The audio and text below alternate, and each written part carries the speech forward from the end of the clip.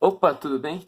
Vou fazer agora a questão 6 da prova azul da Escola Naval de Matemática. É uma questão de conjuntos e combinatório em parte também. O... Ela foi a questão mais tranquila, acho que uma das primeiras questões que eu digo que realmente, que eu digo na prova que não é difícil. Ela só tem que entender o conceito, não tem muita conta. Então vamos para ela, para essa questão aqui. Então vamos começar. Questão 6. Ele diz que A é um conjunto com N elementos. Então, o número de elementos de A é N, certo? E ele diz que B é subconjunto de A e o número de elementos de B é P. Ok? Só que B é subconjunto de A, ou seja, B está contido em A. Aí ele quer que determine o número de conjuntos X tal que... O que ele pede é isto.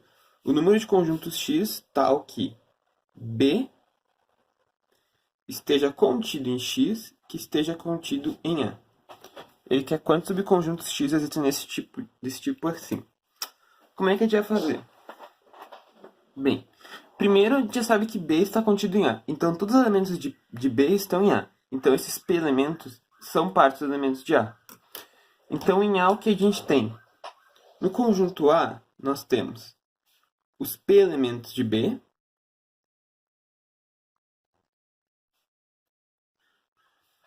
e N menos P elementos próprios de A, que não estão em B. Elementos de A que não estão em B.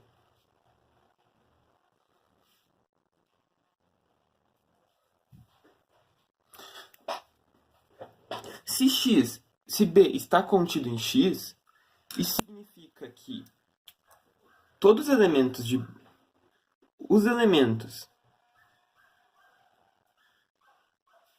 B estão em X.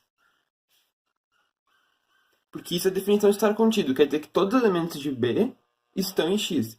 Então, X tem P elementos, no mínimo. Então, o número mínimo... Então, o mínimo de número de elementos de X é P. Qual que é o máximo? Como X está contido em A, no máximo, X tem o número de elementos de A. Porque o caso extremo é X ter exatamente todos os elementos de A. Nesse caso, o conjunto X e o conjunto A são iguais. A gente diz que eles são iguais. Então, o máximo número de elementos de X é N. Porque é o caso em que ele é igual a A. Ou seja, esse é o caso. X está contido em A e A está contido em X. Ou seja, é o caso A igual a X. E esse é o caso B está contido em X e X está contido em B. Ou seja, B igual a X. O mínimo é esse caso e o máximo é esse. Então, nós temos um total de elementos entre eles que podem ou não estar em X. Aí que entra a questão de combinatória. Quantos conjuntos possíveis eu consigo formar com esses elementos? Não é uma questão de combinatória difícil. Por quê? Só pensar assim. Quantos elementos estão disponíveis para estar em X ou não? Bem, P elementos já estão. Então, P elementos já estão em X. O que acontece? Nós temos o elemento, vou chamar de P mais 1 E, que é o elemento P mais 1. O elemento P mais 2. O elemento P mais 3. Até o elemento N menos 1. Até o elemento N. Esses elementos estão em A. Eles fazem parte de A. Mas eles não necessariamente precisam estar em X. Eles podem estar ou não, porque X está contido em A. Esses P elementos automaticamente já estão em X. Eu não tenho que mexer neles. Os únicos que podem variar são esses. Então, como é que fica a questão de combinatória? Eu quero saber quantos conjuntos possíveis existem. Eu só tenho que ver se cada um desses elementos que são disponíveis ou não estão ou não em A. Como é que eu faço isso? O elemento P mais 1, que faz parte de A, vou falar de A em X. O elemento P mais 1, que faz parte de A, ele está em X? Ele pode estar ou pode não estar. Então, tem duas opções. O elemento P mais 2, ele está em A. Ele está em X? Ele pode estar ou ele não pode estar. Duas opções. O P mais 3 está em A, mas ele está em X? Pode estar ou pode não estar. Duas opções. E assim por diante. O elemento N mais 1 pode estar ou pode não estar. E o elemento N pode estar ou pode não estar. Esses P não mexo, porque eles automaticamente estão. Porque B está contido em X, eu não tenho como mexer nisso. E eu não tenho mais do que N, porque X está contido em A. Esse é o limite extremo. Então eu fico com duas opções para esse, duas para esse, duas para esse, duas para esse, duas para esse. Princípio fundamental da contagem, multiplico todas para ter o total de opções. Então é 2 elevado. Quantos elementos eu tenho aqui? Eu estou indo de P mais 1 até N. Um jeito de contar... Tem mais de um jeito de contar, vou dar alguns jeitos. Um é assim. Aqui tem 1, P mais 1. Tem 2, P mais 2. Tem 3, P mais 3. Para ver que esse número indica o número de elemento que eu tenho.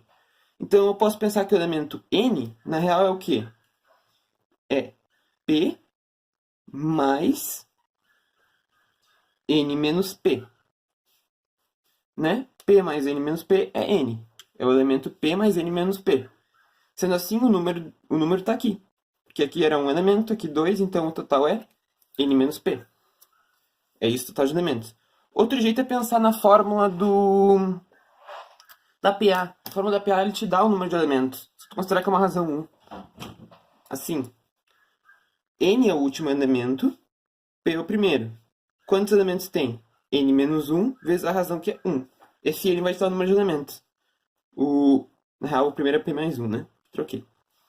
Então vai ficar N menos P igual a 1 mais N menos 1. Aí tu tem também a mesma coisa, N menos P. Esse é outro jeito de fazer para achar algum número de elementos. Tu pode usar sempre a razão da PA. Mas aqui é mais fácil, né? É só abrir como P mais 1, P mais 2, então é P mais N menos P. Então é N menos P elementos. Ou seja, tu tem 2 na N menos P opções possíveis de conjuntos. Isso nos marca a letra, na prova azul, marca a letra A. Essa é a resposta da questão 6. Bem tranquila, né? É isso aí. Gostou? Compartilha, curte, comenta. Um abraço. Se inscreve também, né?